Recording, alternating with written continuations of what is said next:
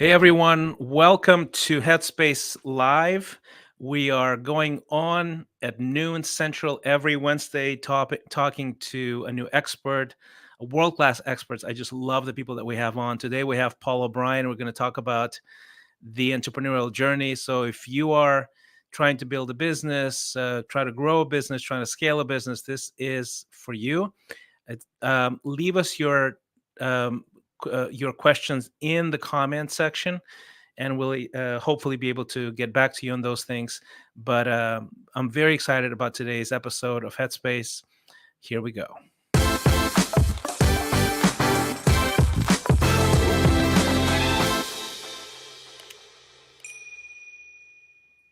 All right, here we go. We have my man Brandon Nicely's in the house.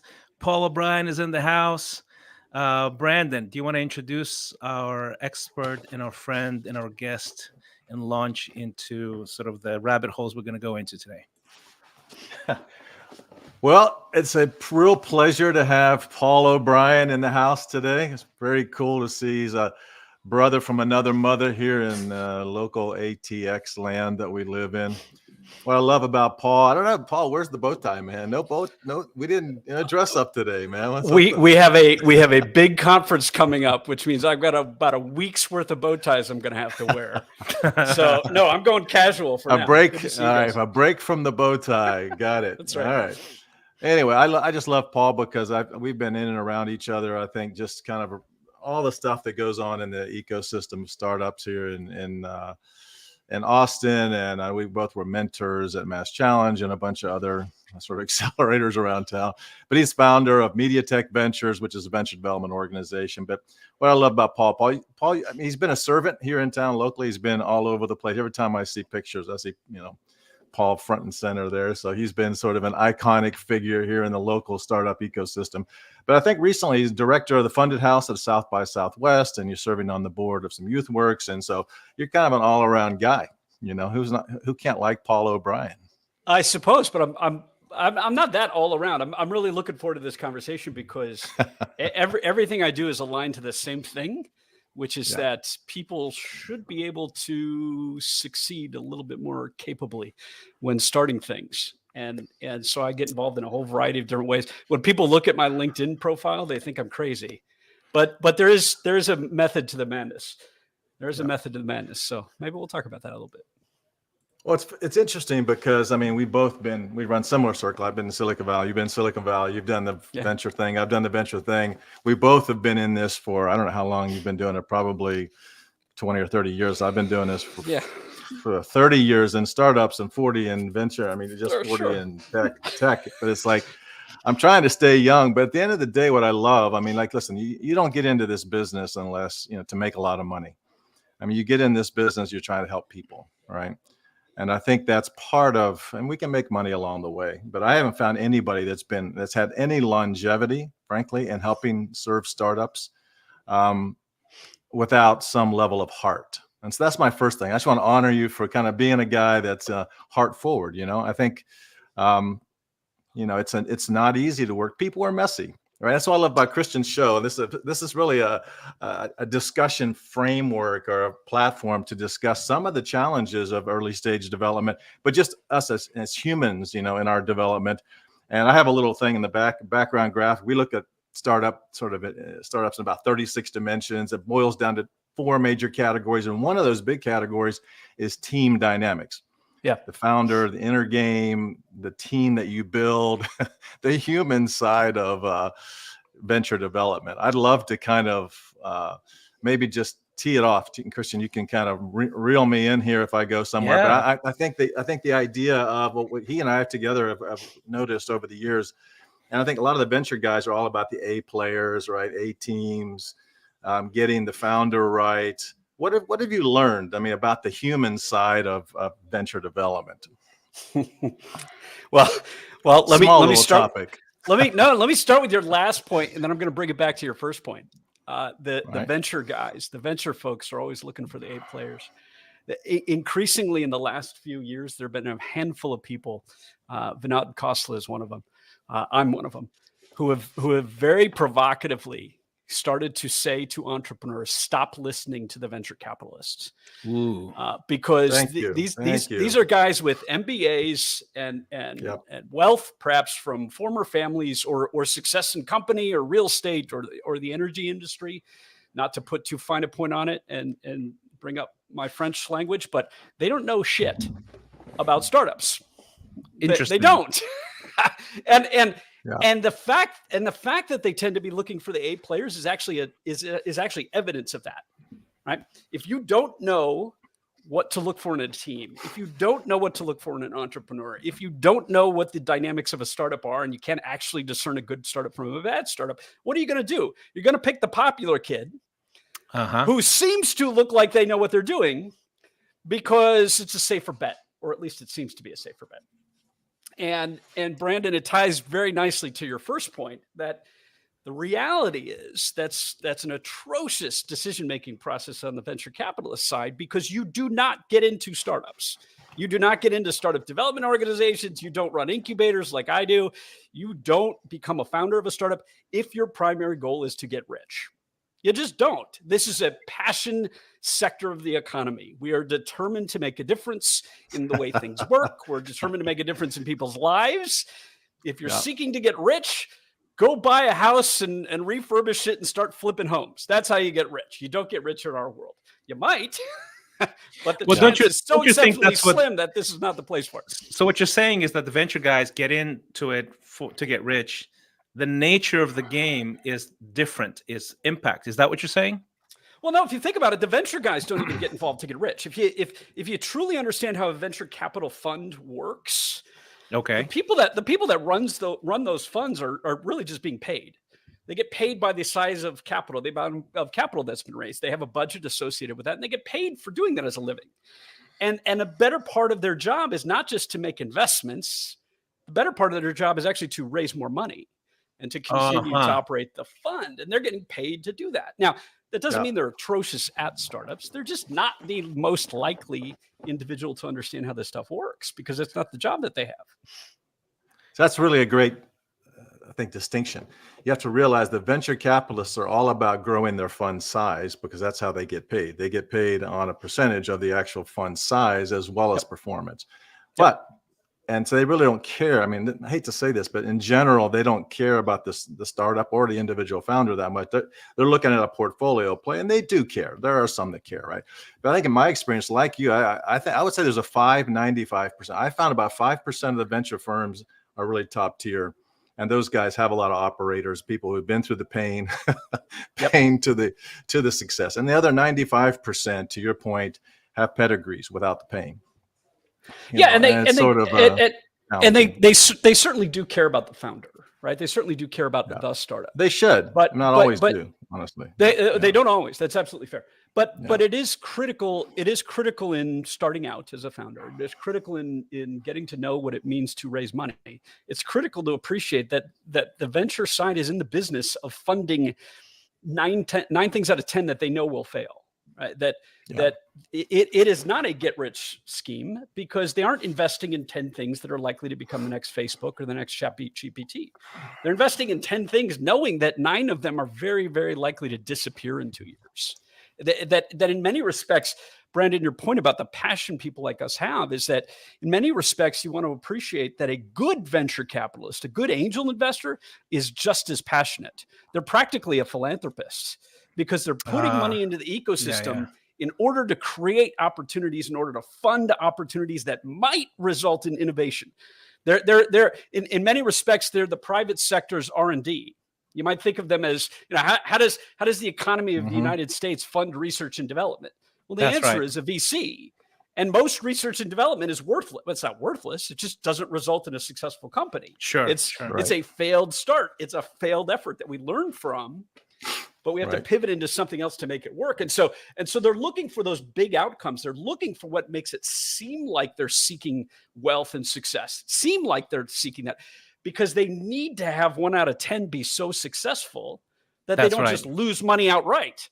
They have to cover all the money loss. Essentially what they are is from I come from the music industry, the record labels, right? The record labels, they bet on 10 artists knowing that one of them is going to carry the 9.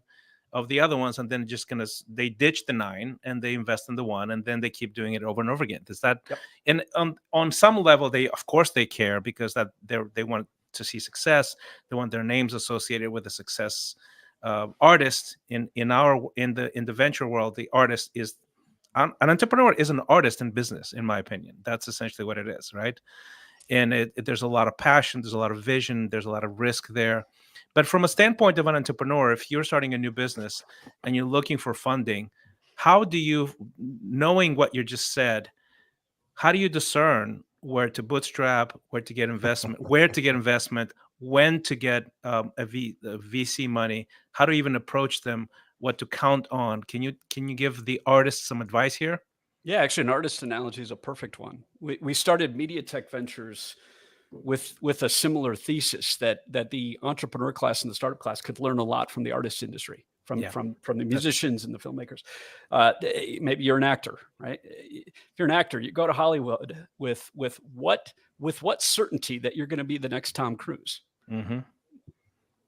0.1% chance. 0.1%, right? Yeah, absolutely. And what do you do while you're hustling and trying to find a gig? You work tables on the side.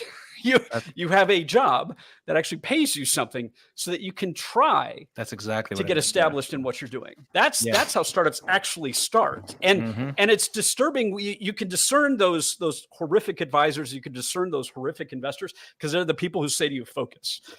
I need you to focus just on this startup. That is the worst fucking advice in the world. Interesting. No, you need to have a job on the side, because nobody's going to invest in you to start. I'm not going to put you in a movie when you're starting out. That's right. Your 18-year-old garage band is not going to get signed with Warner Music. That's not how it works. That's exactly. I love this. I love what you're saying, Paul, because it's so true and it's so counterintuitive to what you hear all the time. And that's why I think it's valuable.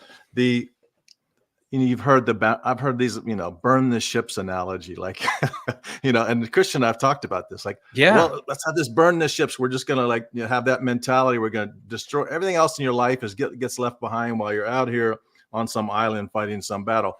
The bad thing is I always ask the question, well, where are your wife and kids? Are they on the island with you? Or are they on the ships? Like, what happened to your friends? What happened to your life? What happened to your income? I mean, to that point, you really have to, I think there's perspective that one has to have, that any startup gig is a long-term effort, right? And it's not a sprint, it's a marathon, right? And you do have to be smart in the early stages about how you keep, because I've seen so many guys run aground and like blow their lives up. They have no money. Their wife divorces them because there's so much stress in the family, right? It's just sad. It's one of the worst things. And one of the most challenging, I think, experiences for me is to see somebody who's a really good person who just runs their life aground because they don't have some kind of, managed. Yeah, your kids, if you happen to have kids, your kids resent you. You're not present. Your friends think you're a loser because you're, basically blowing up your life for this thing that you might or might not, most likely, statistically speaking, will fail, right? So if you're an artist, and I don't know if you know this about me, Paul, but my first career was in show business, and I was like the 1% of the 1% who happened to be lucky enough to make it. Right. And I remember how powerful it was how amazing it was to have 3 labels offer you record contracts, and then to find out that most of them will plan to invest a little bit in you, but really screw you over most likely than not. Sure. Right. Sure. And then, so how do you, as an artist, I remember learning that lesson of going, oh my gosh, these guys. And in those days, it was crazy. It was piracy. It was insane. They had double books. So they sold millions of my albums, but showed me that I sold maybe thousands and not millions. And it was just awful, and I'm assuming there's some dimension of that plays out in a very similar way with venture capital and investments and things like that. So how do you help somebody even discern, right? Well, it's not that it's frankly, you might appreciate that it's not really necessarily taking advantage of the artists, right, or the entrepreneurs. It's not really necessarily.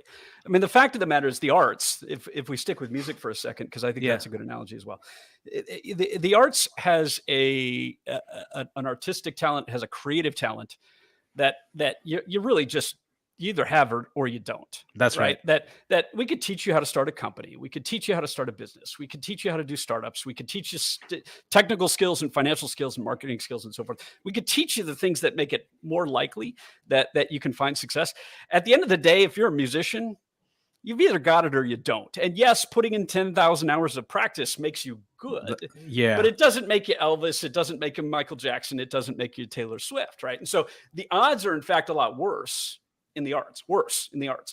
And so what you're seeing happen there is that the economics of how the investment community, in that case, the labels, the economics work out to ensure that they can continue to fund a lot of different attempts. Of course. When most of them are going to flame out, right? It's not personal, basically. Yeah. In a sense, it's not personal, right?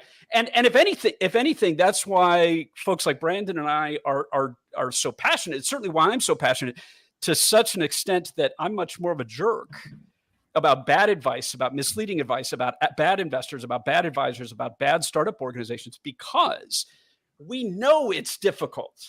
The last thing we can allow in a startup ecosystem is the crap. The last thing we can allow, because that's just preying on people and making it worse, right? That's right. Yeah. You got to be really assertive and aggressive about removing things. How you help people discern is teaching people to question the source of the advice. Mm-hmm. And so we've done a number of good talks about how you question VCs, right? A lot of times VCs will say to you something like, Christian, I really love this startup that you're working on. I'm excited about it. Maybe here, just some advice. Maybe you can focus on some more customers and get some more revenue on your books. Mm-hmm. We'd love to stay in contact with you because we'd be interested in maybe 6 or 9 months. And when you can knock that out of the park, we'd certainly want to talk. Mm-hmm. That's right. Yeah. That is a shitty investor. Mm-hmm. I'm saying that on the record, on camera, on a recording that will get shared. If you're an investor who does that, you are an asshole and you need to remove yourself from the startup ecosystem, because I've not given Christian any helpful, valid advice whatsoever. I've now distracted him and misled him with the notion that if he could just close more business, then I'm going to fund him. That's right. The reality is, more often than not, if you can actually close more business, or when you actually do close more business, you don't need me as much, right? What do you need me for? Go do more of that, right? That's right. That those investors aren't advising people properly about what actually needs to be fixed in order for you to get revenue, right? Mm-hmm. Or in order for you to pull in investors. And so the trick to discerning the right or the valid folks is to learn how to push back, to know that no one is an expert. I'm not even an expert, right? When I give you advice, you say to me, why? Great. Mm-hmm. How? Don't just tell me to do it. Tell me how. And if I can't explain to you how to do whatever I'm advising, mm-hmm. then my advice is not worth squat. Because if I don't know how to do it, how could I possibly be encouraging you to do it? I don't even know how it works. I don't know what it costs. I don't know whether or not it's valid in your case, right? So you push back until you develop the relationships and you start the relationships with people who are genuinely mm-hmm. helping you. Genuinely helping you. Those are the people you want to get to know better. That's right. Yeah, I couldn't say that. I mean, you're absolutely right. And I think one of the biggest challenges for sort of the startup ecosystem in the form of incubators is mentors that are just giving all kinds of advice. And just like the deer in the headlights, I've seen these entrepreneurs inside these incubators with 30 different opinions about what they should do. And so they get this paralysis of analysis. I think back to your point about the talent and whether either you have it or you don't, that's actually, I think the longer I've been in this business, the more I would agree with that. Just because, I mean, back in the day when I was pimping our deal in Silicon Valley, and we had three term sheets, one from Vinod, actually, there at Kleiner, and then a couple others. We had our choice, right? But I can argue that these were the best of the best VCs, right? And it wasn't, but we were the ones that knew our business. We came in and they gave us a standing ovation because we presented this thing in a way that they were like, wow, this is great. We didn't need their guidance, really. And that would be a mistake because we were guiding them. Matter of fact, when we turned down their term sheet, they went and actually incubated a company to compete against us, spent $800 million, thinking they could take this person from Voice World, this person from Data World, put it together and create something. They really liked the play. So to me, that was like, again, concept versus the talent or the person who's the founder, who has the original idea, who sweats through and figures out all the assumptions in the business and figures it out, right? It's like this incredible challenge for, it's like concept. Everybody has an opinion. Everybody has something they'd love to like throw at you, right? And to your point, you've got to be good at sifting through that information, right? There's a lot of fear of missing out. There's a lot of the perception that it looks good that you're involved in the startup scene. It looks attractive that you are a venture capitalist, and so you end up with a lot of people who truly, to an extent, want to help. Right? They aren't necessarily, again, they're not necessarily taking advantage of people. They aren't necessarily preying on people, but they don't have the experience. They don't actually have the know-how. They just want to be a part of the ecosystem. And so the founder has to learn to discern the differences, has to learn how to discern them. One of the bits of evidence that Brandon, your thought and mine are agreement that it really is a certain kind of person. It's pretty consistent with what Christian's experience has been in the music business. It's a certain kind of person. It just is. Yeah. That Oxford University about 3 months ago came out with a study of 22,000 founders. 22,000 founders, and they correlated the founder personalities and profiles to what was successful and what was not. Okay. And they found with an exceptionally high degree of certainty that only about 8% of the entire population has the characteristics of a founder that is capable of being successful. What are the top characteristics? It's nothing that anybody talks about. That's a great question. It's nothing that anybody talks about because it can sound like I'm excluding you from trying. Let's talk about that. It sounds like I'm discouraging you. The characteristics are: you must have an exceptionally high risk tolerance. Okay, that's you must predictable, right? That one makes sense.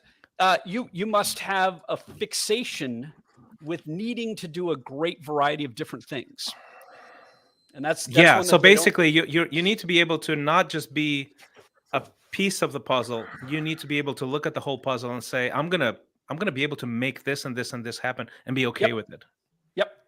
You have to have an exceptionally high tendency to doubt everything, everything, which is interesting because that's kind of contrary to the idea of passion. But the way you think about it is, if you're a startup founder, if you want to go fix the fact that say payments don't trickle down from the streaming music industry, payments don't trickle down well enough to the music business, to the musicians, right? True. That's right. It's a good opportunity. It's a good problem to fix. You may have passion to fix that. Mm-hmm. But in order to be a successful startup founder, you have to go into it saying everything I think is probably wrong. That's right. Yeah. That's a very weird thing to do. And I right? think hey guys, I'm starting this company. I'm likely wrong. And I need your help. And I think if you don't doubt your ideas, then you end up going down a rat hole that likely isn't correct. Which is it's interesting how it correlates with music, and I want to keep doing those parallels because it sort of helps me process as well. Cheers. As both as an artist, is that okay? Risk. Most musicians, they don't really risk; they just want to play music. They don't want to make a business out of it. And that's why they don't make it, quote unquote, because they're not trying to make it. They're just trying to play music. The other thing is, if you're a musician, you want to just play. If you're an entrepreneur, you want to educate, make coffee, write books, whatever it is that you do. But what you're required to do is way more than that. You need to learn the business side of it. You need to learn the marketing side of it. You need to learn the customer journey, all of those things. And most people they just don't want to expand and stretch themselves to that. Correct? Right. Am I missing something here on the first two things? No, it's exactly right. Let me add a little color to bring it back to the venture side. One of the worst things that we see founders trying to raise capital for is to do marketing. We'll see it in a pitch deck. We're raising a $500,000 seed round so we can do marketing, and we're like, you do realize that's the one thing that you have to do yourself. You have to do it. Yeah, absolutely. And by the way, it's largely free at this stage. So what the hell do you mean you're raising capital? That's exactly. You're hiding. Oh, you mean you want to go buy customers? Well, that's I'm not right. giving you money to go buy customers. That's ridiculous. It's like authors tell me that all the time. I just want to write books. Oh, sorry, man. Tough break, man. Like no one's going to publish your book if you don't have your own audience. You have to build an audience. And so if we bring it back to music and the question that you had of when perhaps does a founder discern when they can raise capital. Well, think about it this way. Nobody's going to give you money so that you can rent a garage so that you can get your friends together to practice your band. Nope. Nobody's going to give you money or invest in you. There is no grant from the city to pay for your guitar and the drums and the mics. Doesn't exist. It's not going to happen. You don't get any of that shit. Mm-hmm. The government doesn't have funding so you could take music lessons. There isn't an angel investor that will give you singing lessons or pay for your singing lessons. That stuff doesn't exist. It doesn't happen ever. It doesn't happen in the startup world. It doesn't happen in the music business. It does not. That you have to get to the point where you have the talent, you have the band, you have the startup, you have an audience. Audience. You're playing gigs. And then, oh, look at that. We should produce an album. Well, that costs a lot of money to do it well. That's right. Yeah.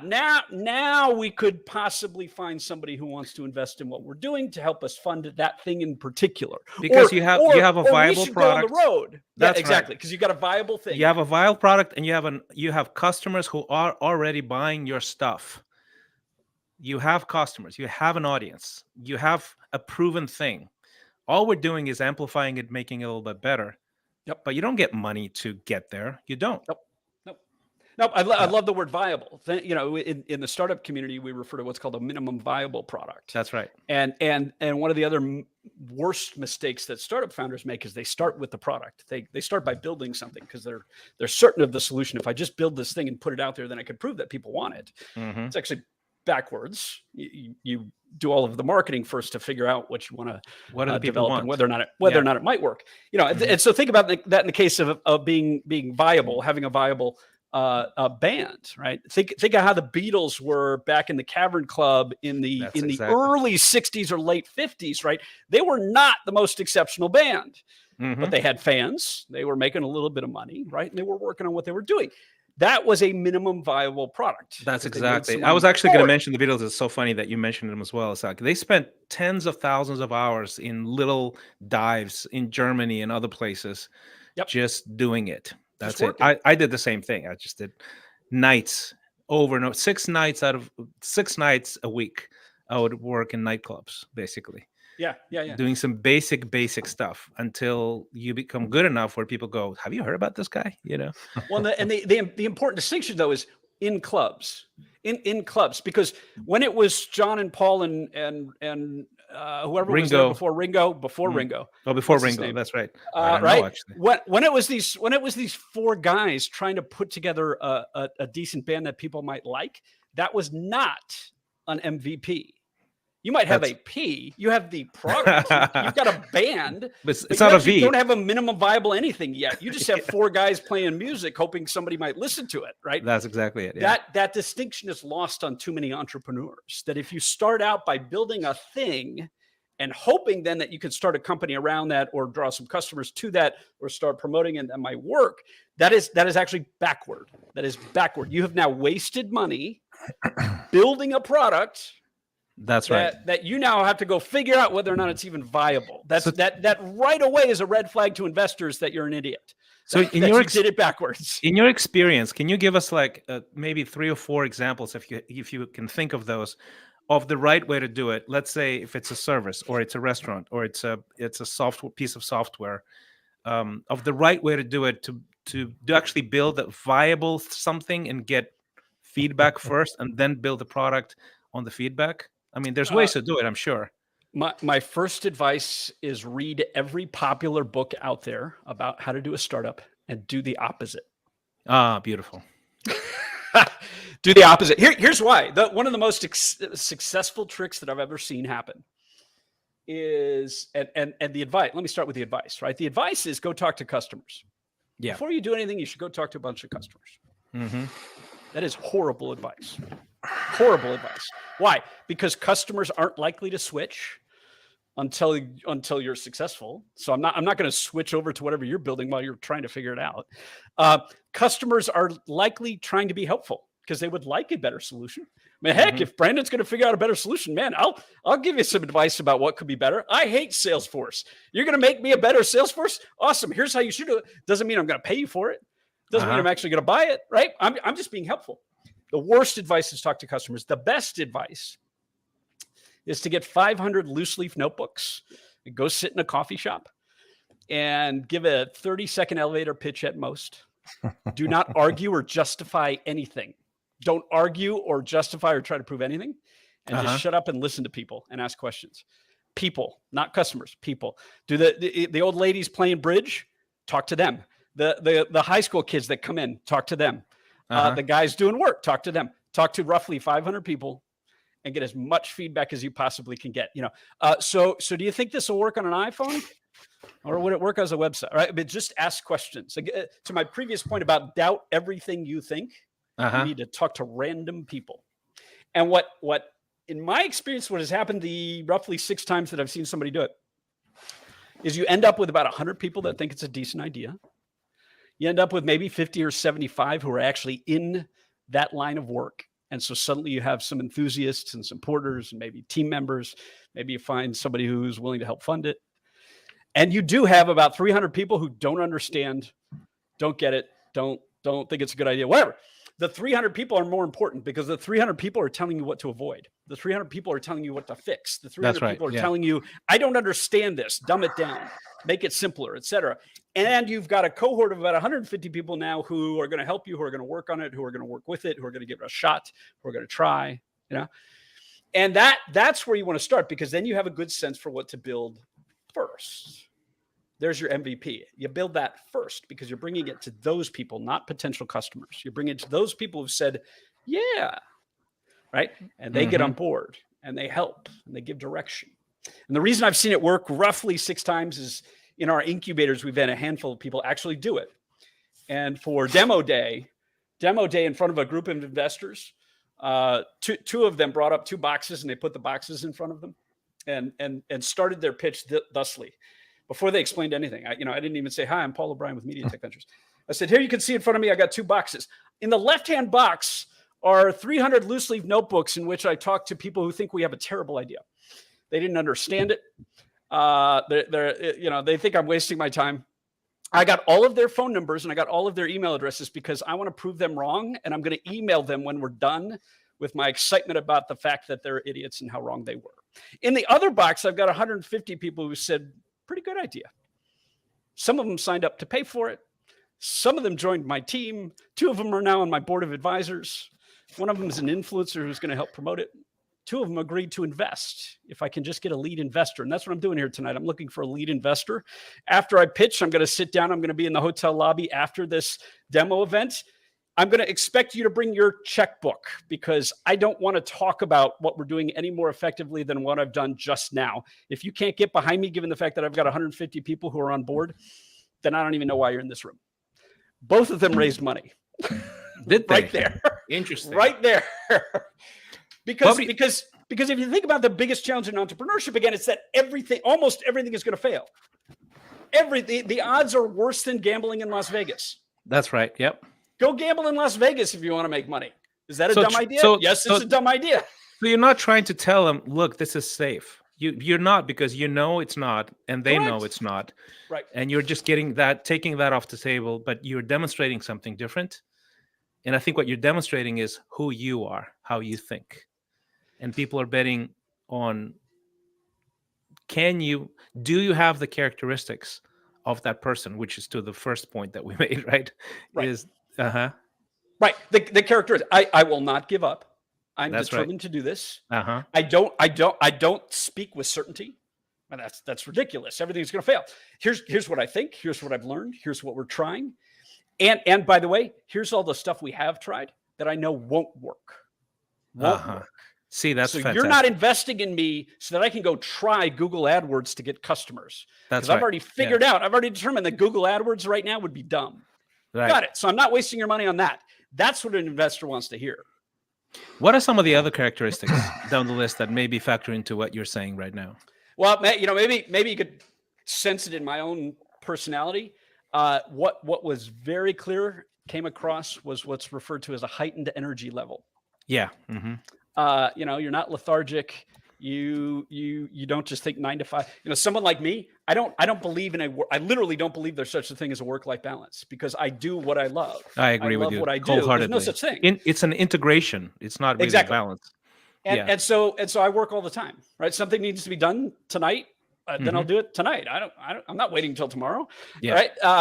If I put in some extra time over the weekend and that enables us to close this new engagement that we work on, I'll work on the weekend. Right. I mean, there's no 40-hour work week. There's no 4-hour work week. Again, read the popular book and then don't do what it says. There's no such thing as a 4-hour work week. There's no such thing as a 40-hour work week.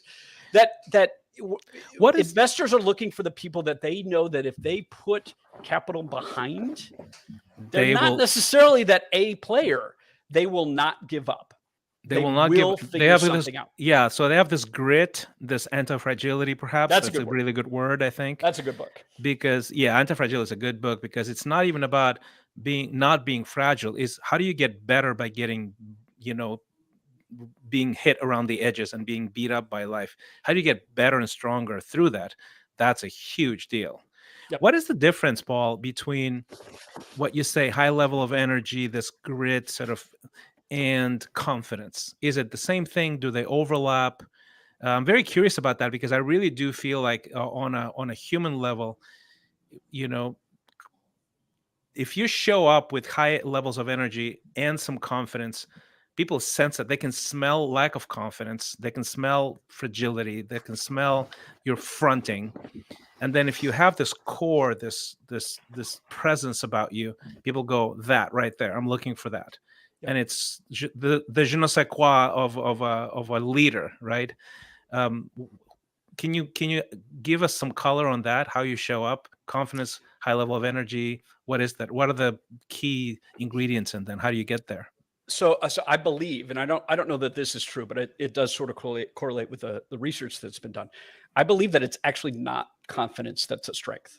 Okay. The research revealed that what actually correlates with success is a reduced sense of modesty. Oh, interesting. Not the same as confidence, right? Because confidence sort of bleeds into boisterousness or that cockiness, that certainty, right? Mm-hmm. And that's not good. That's absolutely not good, because most founders that we talk to when we're starting our incubators come into the program certain. I know this is what we should be doing. And I'm like, you don't know squat, right? You've been working on this for 6 months. You don't know any of it, right? So I don't want to hear that confidence. Now, that's not the same as a reduced sense of modesty, right? Okay. I don't need to be bashful about it, right? Right. Yeah. I know what I'm doing. And what's the difference? The difference is over here, I'm trying to prove something to you, even though I've got no experience or evidence to back it up. Right. Over here, and in what we've been talking about, talking to 500 people, doing market research, et cetera. Over here, I talk about what I know that I'm certain of. And in that regard, it's not confidence. They're just facts. Mm-hmm. But I don't fake it otherwise. If I don't know something, I fully admit it. That's right. Yeah. I fully admit it. And that's where that word grit comes into the equation, that you have to have a high sense of high emotional intelligence. You have to have a high sense of comfort getting a lot of negative feedback. And you got to have that really high sense of comfort saying, I don't know. I don't know what to do in that regard. That's why I'm talking to you guys. Mm-hmm. Right? I know how to do this, and I'm certain of this, but I don't know how to make this a successful company. If I knew how to make it a successful company by myself, I wouldn't need you. Right. And so you don't want it to bleed into confidence, because confidence comes across as, yes, cockiness, as, a more valuable way to put it is just the sense that those of us that have a lot of experience, when we talk to founders, 2 minutes into the pitch, I can look at them going like, oh God, they shouldn't have said that. Oh, absolutely. Shoot, that's not true. Oh God, are they even aware of the thing that was tried 5 years ago? Probably not. Okay, got it. But I'll let them finish their pitch, right? You just have this. You have this way of talking about what you're working on that comes across as you think you know best. That's right. Yeah, and I think that's not valuable in this world. Yeah, and I would sort of disagree a little bit on the confidence thing, because I think it's really how do you define confidence, right? And I think confidence is sure. Yes. It's not. You're not a showman. You're not fronting. You're not. I think that's cockiness more than confidence. I think in my mind, confidence is You know what you know what you don't know, but you're very, very certain that you're going to not give up and move on. And that's what people invest in, right? It's like, okay, I got my first break in music. I literally, at the time you couldn't record anywhere. It was very expensive. You couldn't record at home. And this one guy go, you look like you can be like somebody, right? And I'm like, yeah. He goes, if I give you access to my music studio, what will who's going to write the songs? I'm going to write the song. Who's going to write the lyrics? I'm going to write the lyrics. I've never written lyrics or music ever before. And it was sort of this, but I think it was in some sense it could be cockiness, but I was just saying, yeah, I'll make it happen. I went home, wrote some songs, and came to the studio, and that's how I started, right? And there's this balance of you don't know, but you are certain that you're going to figure it out, basically, Right. Yes. Right. And it's difficult. It's difficult with startups. If I can, I'd like to back up a little bit and add some context to our conversation. That one of the things I'm critical of is the proper use. I say proper as though I'm right. Yeah. I don't mean proper. The classic definition of the words entrepreneur and the word startup. Because a lot of people come to us saying, how do I raise money for a restaurant? I don't have a clue. That's right. Yeah. You want to be a business owner and you want to own a business. That's not a startup. That's not a startup. I don't care if it's new or not. That it's not a startup. That there's a classic definition of startup, which is that it's a temporary venture in search of a new business model. Yeah. And so the point that you made, Christian, that yes, it is confidence. I do agree with you. It is confidence. But you got to be careful with being cockiness, because the fact of the matter is, if you are doing a startup, by definition, it means we don't know. It means we don't have the answer yet. That's literally what it is. That when you're opening a restaurant, well, you can go look at the business model for a restaurant. You can go talk to people that have opened restaurants. You can go replicate exactly how Chili's got off the ground and opened up in Austin, and you could start the exact same kind of business, and hopefully you're successful because you could follow that playbook. Yeah. That's why that is not a startup when you do that. In our world, there is no playbook. There's no business model. There is no business plan that's been previously written. We're trying to create something distinctly new. And as a result, or as such, you can't come across as though you have all the answers. Yeah. It can't be true. It can't possibly be true for that to be the case. But you can still bring analogy and say, okay, so imagine this only in this scenario, right? Like there's like more people that I can count on my hand when Uber came up with Uber and WeWork came up with WeWork, right? It's the biggest transportation company with no cars, the biggest real estate company with no real estate.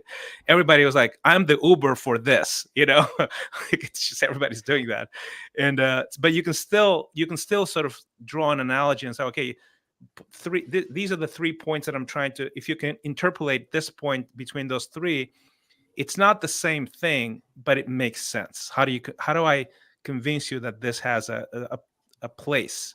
It's a way to understand. It's a way to understand what you're thinking about. Right? Exactly.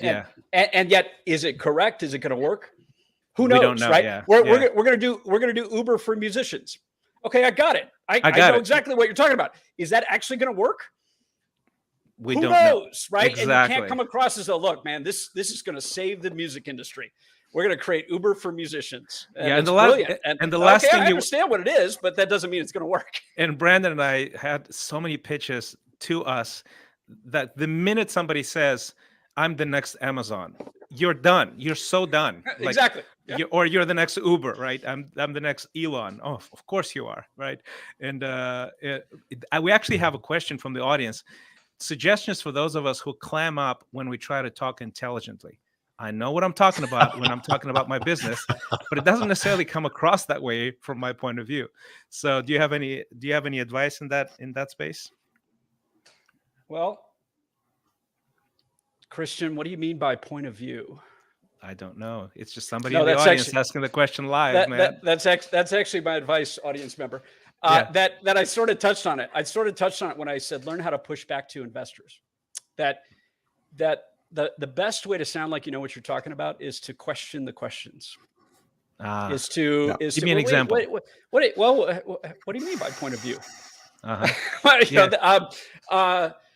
a good example. A good example. I'll use the example again because it's absolutely the best example for startup founders trying to raise capital. Okay. And it's the reference to the reference we made to focus on customers, go get more customers. Mm-hmm. Brandon, I need you to go get more customers, and then I'd be interested. Mm-hmm.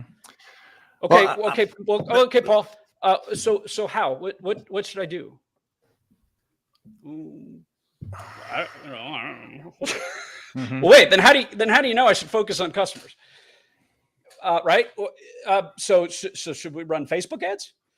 Oh yeah, that's a good idea. Why don't you try Facebook ads? Okay. Why Facebook ads? Yeah, Right? yeah, exactly. That you put it back on people. You put the questions and the concerns back on people, not because you know better, Yeah. but And because you're curious to learn so that you can be a better founder, right? You ask them, and that puts them off guard. It makes them explain it in case they don't know what they're talking about. But at the same time, it enables you to establish that you do know better, which is the answer to the question. It enables exactly. you to establish that I'm intelligent and I understand this. Why do you think we should use C++ instead of JavaScript? I mean, I can see a reason for suggesting that. Why would we do that, right? And if they have a good reason for it, right? If That's my right. advice to Brandon is, in fact, yes, you should do Facebook ads, and I'm certain of it. And Brandon, man, you're wrong. I need you to do Facebook ads, and if you do Facebook ads, then you're going to be successful. Then what does Brandon do? Brandon goes, great. Then I don't need $250,000. Why don't you just invest 50 and I'll go do that? Yeah. Am I right? Yeah. If you're so sure, great, let's go. I'm happy to. You know, another thing I Give me wanted the to phone, add, let's go. I agree with you totally, and I wanted to add to this because the question was, what do I suggest to those of us who clam up when we're trying to talk intelligently? And I think what you said is very valuable, is because I love and to that me, question. Cracks me up. Just the way it's actually worded. Yeah, it's really a great funny. question, and I agree with you totally. And you know, one of the things that I sort of try to help people when Brandon and I sort of try to coach people to pitch and everything is to say, how can you not sound cocky by saying we're going to disrupt blah blah blah blah blah? But what you can't say is you say, look, I know I have certainty in this. The market is shifting to this thing, and here's 2 or 3 examples. This is already happening, and that way you're not trying to prove something. You're basically highlighting somebody that everybody knows already. The investors know it. It's not a question. It's a fact. The fact is there's this gap. We know this. We know there's a gap like this because of A, B, C, and D. May it be possible. So you're not disrupting Amazon. May it be possible that because this gap already exists, and we know this for a fact, that a version of this solution might work to fill this gap. So as you said, Paul, you're putting it on the investor. You're asking them, Yep. while sort of scoping up the certainty of that everybody knows. You don't have to prove it. You bring to mind one other quick bit of advice that I'd give that might be a more direct answer, because I know my answer wasn't terribly direct to the question, Christian. I've said take books and do the opposite. One of the books that I think actually causes a lot of problems for startups and for entrepreneurs is Lean Startup. Most people don't understand what Lean Startup is actually trying to teach people. They take it on the surface and they screw it up. Right. Here's a good example of it. The problem solution statement. Musicians do not get paid well by the streaming music platforms. So I'm building a fintech platform to ensure that musicians make money more effectively. Right. There's a clear problem solution statement. Right. Okay. The problem in that is I haven't actually communicated why the streaming music industry works the way it is, why it doesn't pay musicians well, why musicians don't get paid well. And therefore, my solution is not based in anything that's substantial and actually meaningful. All I'm doing is I'm communicating to you there's a problem in the world and there is a way to solve it. Mm-hmm. That the trick to sound more intelligent is to, in fact, explain the problem within the problem. I'm not fixing a problem. I'm fixing the problem that is the cause of a problem. Right? That I'm working on a technology to escrow payments from venues and ticket holders to ensure that musicians take a greater cut of music that's streamed through Spotify and Pandora by allocating more of the money directly to the artists, by withholding it from the labels and the streaming platforms before it's made available to those companies. Okay. Mm-hmm. So see the subtle difference? Like I've explained why there's a challenge in the music industry. And therefore my problem more meaningfully can possibly solve it. My solution might more meaningfully solve it. That's right. Made me sound more intelligent. And I'm not clamming up because I'm not convinced that I'm right. I'm not telling you that I'm right. But I know that what I'm talking about is based in reality. It's based in facts, Christian, to your point. Yeah, exactly. Brandon and I literally had this Zoom call. Remember, Brandon, with the music industry people, literally a week ago.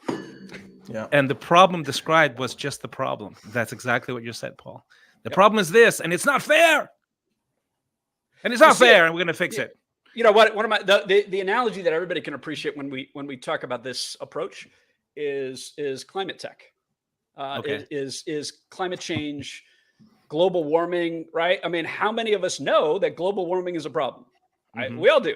It's absolutely a problem. How many startups do I hear pitch that they're going to solve global warming? Well, you're not going to solve global warming. You're not going to stop climate change. You can't. You can't possibly do it. Don't tell me that climate change is a problem. You don't rage against the machine. We know, and that's not money. Something you can fix. Exactly. Yeah. Well, but you can rage against the machine. Tell me what's actually wrong within there. That's right. That you are focused on and are capable of actually fixing or doing something about. Right. Mm-hmm. Now you sound more intelligent. Yep, I agree. I think there's a few things. I mean, I think we have to be careful about characterizing everything as one thing, or I think that we're looking at what are successful approaches, right? When I think of, for example, even the definition of a startup, it's really funny. We didn't even have those definitions back when I was first doing this. It wasn't such a thing. Entrepreneurship wasn't even a word. You never heard it in the late 80s, early 90s, right? Yeah. Which also, I was a guy that spent 10 years at IBM, and I was building digital networks for Wall Street to do financial transactions. Right? I had this domain experience, and this is sort of to that question that was asked. The second part of it, though, when I left IBM, I had knowledge, right, that was useful. I had domain experience, and I applied it to smart buildings, building networks in every third building in New York City, for example, commercial buildings. And so that knowledge was transferable. But when I was talking to the guy who was the founder originally of this gig, he had no clue what he was talking about in terms of fiber and distribution systems and all kinds of things like that. So the point is, my skill set supported his desire in the real estate industry. And when we went to venture capital meetings, for example, neither one of us had an ounce of, I would say, there's no way the venture capitalists could tell us anything. There's no way even a customer could tell us anything. There's nobody that asked for, hey, did you ever want smart building, or did you want this, internet access at your doorstep? We knew that was a possibility. So I think there's a lot of, when we draw the colors about startups and, any new venture, right, whether it be a restaurant all the way through a tech startup, has a huge sort of, I would call a spectrum of small playbooks, small rules that you can apply to the principles of this. But we have to be careful about broad sort of categories. I think, but in general, I'd love that study from Oxford. It'd be very interesting to see, because one of the things that I think is real clear is you've got to be humble. So to your point, you've got to listen to other people, ask, get 300 pages or 300, I mean, that to me is, that's amazing. I love that level of market research, but we've got to be humble. We've got to be persistent. We've got to be confident. If you're at a place where you clam up, you have to ask the question why it's actually okay to be quiet and listen, but I'm not sure what clamming up means. Does that mean that you're intimidated by the person asking the question, or are you not confident in what you're saying? And the most confident people tend to overstate things. That's the worst thing you can do, right? So stick with what you know, be humble, be persistent. And what the last thing I was going to say is be a good person. Like, be somebody that people likes to hang out with. Like, it used to be in the old days, we would say, I put a bunch of money in venture funds as a side partner, right? Kind of a side funds. And we'd always have beers and talk about, hey, is this founder somebody you'd want to have a beer with? Like, is this somebody you want to actually live with for the next 10 years? Right? Yeah. Yep. Like, and so to me, it's about the human side of this, that really nobody likes the arrogant person. Even if they do know it all, you don't want them to be that kind of person that acts like they know it all, right? You want to be able to listen. And you have to be able to listen, but don't, I think if you're the kind of person that's not confident enough to present what you're thinking, then you may be in the wrong business. I mean, just flat out, there's just that 8%. When I was at IBM, they called us the wild ducks. We were the ones that we couldn't fit inside the normal product plan. We always were blowing things up. We just couldn't do it. It literally, my soul was destroyed by trying to conform to think what I considered stupid ideas, right? And so ultimately, I think there's a lot of dimensions. I think there's no like one size fits all is sort of the point. Back then, there were no playbooks. Now we've got a lot of playbooks, a lot of books that are written. I think books like 0 to 1 are a fantastic book specifically for tech startups that want to go do a big swing for the fence that's going to be VC funded. Those are, there's some general principles in it. It's a really great book by Peter Thiel. But to your point, I think a lot of crap. I mean, there's a lot of stuff that's just overly, I wouldn't call any of it crap. There's wisdom in almost everything, but I get a little concerned when there's any panoply, anything that's going to fix exactly, this is not going to describe your path. I've never seen a path that I could even predict with any high certainty, right? There isn't, there can't be. Yeah. But I think it's the human side of it, right, Paul? I mean, like, you want to be somebody who's likable. You want to be somebody that they're going to invite you to their party. They're going to you want to be around. And so ultimately, when I get into like building, I think one of the more important things we haven't talked about yet, which I'd love to chat if we have any time, is about how do you add to the team? Remember that crazy YouTube video? It was before YouTube, when the guy was dancing in Central Park all by himself, right? Oh, like yeah, the totally, weird guy totally. dancing, and everybody thought he was weird, right? Nobody would get near him until one other person came up and started dancing with him, and then the two are kind of having a party, and then all of a sudden, the whole park, they're doing what people wanted to do. They were just the oddballs, right? But until you get that next oddball with you, and that's the question. How do we pick a good oddball? How do we pick a good co-founder? I'm just curious, Paul, and you've been through this game a bit, like what have you learned about building teams? We've sort of danced around it throughout the hour, and you just brought it back to us. Passion. Brandon, what are you going to be doing for the next 40 years of your life? The exact same thing. Got it. We should start that. Yeah, that's something I want to be a part of. The exact same thing. That, to be frank, it took me forever to figure out what I wanted to do and what I wanted to be. That I moved to Austin about 15 years ago. I got involved in co-working spaces. We talked about WeWork. I got involved in co-working spaces. I tried to fix the venture capital ecosystem. I tried to help some of the other incubators that were here. Things just didn't feel right. And it wasn't until I cracked this idea of taking Peter Drucker's work, particularly when he says only two things in business create value: marketing and innovation. Everything else that happens is a cost. I cracked that and thought, that's what we should be preaching about startups and entrepreneurship. Marketing and innovation is where media and tech come from, for media tech ventures. That we focus exclusively, entirely on the media marketing side of things and the innovation side of things to help founders. That it wasn't until I cracked that, or it was when I cracked that and was passionate about it, that I remember having coffee with Mitch Jacobson, who was the director of the Austin Technology Incubator at that point. Sure. And he says to me, finally, and I'm like, what? He goes, you finally figured out what you really want to be doing. And I was like, yep, you're right. Because before that, I was that entrepreneur. I was at HP when you were at IBM. I didn't fit in. Things didn't feel right. I was always pissing people off and doing different things. And I was all over the place trying to make things work. And what it comes down to is passion, because the flip side is also true. What causes startups to fail is also the team. The primary cause of a startup 100%. Failing is the team. And what happens when a startup fails because of the team? Someone doesn't share the same passion. Someone doesn't share the same commitment. And they create this rift. They create this, hey, I'm actually here for a job. It's not working out as well as I hoped. I need to go do something else. Well, then you shouldn't have been involved in the first place. That's right. Yeah. And it's passion, hands down. And I would add to that sort of, to bring down another thing that we visited, is the whole VC founder relationship. I had this meeting with a couple of VCs, and I was talking about my new thing. I'm doing coaching for entrepreneurs, as well as executives, but entrepreneurs are my main focal point because that's what I am. And I was talking to them, I'm like, look, you guys, the failure rate because of sort of the emotional state of the person, of the founder, and because of the team, that's exactly what you said, is massive. I can help you with that. And they're like, and it's fascinating, the insight. They're like, you know what? We'd love that. We totally understand that's the problem. But if we bring you to them and say, this guy can help you, they don't trust us already. And they'll think we are spying for us. And that was an amazing insight, right? Going, oh my gosh, there's such baseline lack of trust. Baseline. Like you're seen as the money guy, and we don't trust you. It's such a transactional thing. Is there anything we can do, like you can do as a VC person or as a founder, to go, no, we're one team. How do we work together? We want the same things. Or is there's this inherent sort of chasm between the money guy and the founder? What do you think? The money guy and the artist, the label and the artist, the money guy and the founder.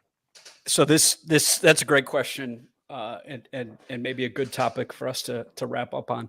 It's a great question and topic because of my experience in Silicon Valley and my experience in Austin, Texas. That people in Austin, Texas, I've been here about 15 years. I was there about 15 years.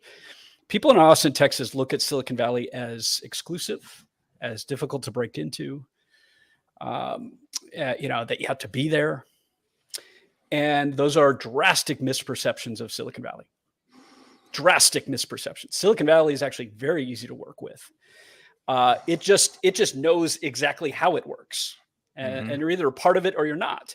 That's where, as Brandon touched on, 25 years ago, we didn't really even have a definition of the word startup. Well, they developed the word startup, essentially. They developed the definition of the word startup to help distinguish that that's what we do here.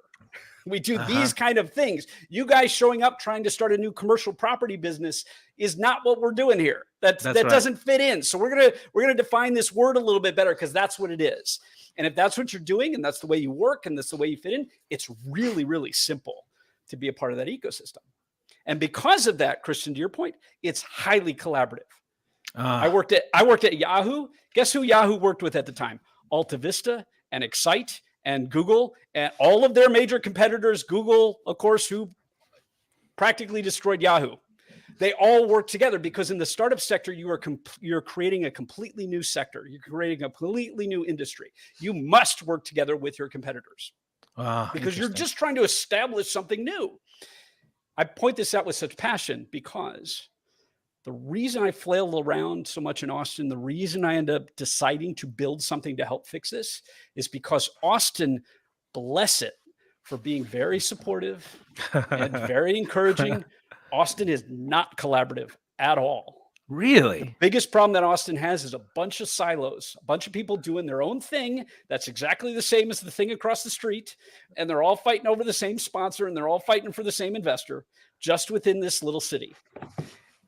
That, if anything, Christian, my experience in Austin is the example of what not to do, even though everyone from without Austin might think that Austin has it figured out because we've been booming lately, and we have been.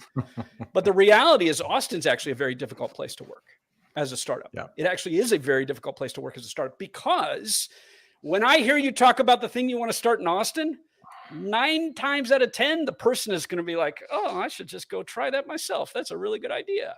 And they go and do it. And suddenly you got 6 things doing the exact same thing in this town. And it's ridiculous because what those 6 people should be doing, we see it on the venture side as well. We see a lot of $5 million venture capital firms. You know what a $5 million venture capital firm is worth? Nothing. It's a worthless contribution to the ecosystem. Would the 6 of you please get together and just start a $40 million venture fund? Because that would be meaningful and helpful. Is collaborate, collaborate, collaborate. Take the people who share the vision, share the passion, share the potential to fix something, and force them together. And if they don't work together, force them out of the ecosystem because they're part of the problem, not a part of the solution. Wow. That's great. That is Rising a really good tides insight. Basically raises all ships, right? If we work together. 100%. And I think what's interesting is the same dynamic is here in the nonprofit sector. We have 6,000 nonprofits and they're all competing for the same money. It's like, that's exactly it's right. the same dynamic. And so why aren't you just working with them? Well, I tell people like Austin's kind of like a teenager that doesn't know what it doesn't know yet. It just it's going to mature, I think. It's just that we have to, and I think a lot of people coming in will help that, but still there's an ecosystem challenge here. I appreciate that. Paul, it's awesome to have you with us today, man. Thanks for taking the time. You're my distinct pleasure. And you know what? I just want to acknowledge you for the work that you're doing. I know how hard it is personally. And it's just really nice to see other guys that are, and especially you're out there much more than I am. And I'm more of a closet. I do my thing in the closet. You're out there in the public, which is awesome. And my hat's off to you. It's the same motivation that underlies every successful founder. I am fed up about something. I'm determined to fix it. Yeah. I don't need to sleep until it's fixed. So thank you. I appreciate it. Well, that's awesome. I look forward to collaborating on some stuff in the future. That'd be fun. Yeah. Cheers. Thanks, guys. Thank you so much, Paul. Hey, guys, thank you so much for tuning in. Leave us your comments, even if you're watching this not live, but later. We try to respond to all of them. Subscribe, share, stick around.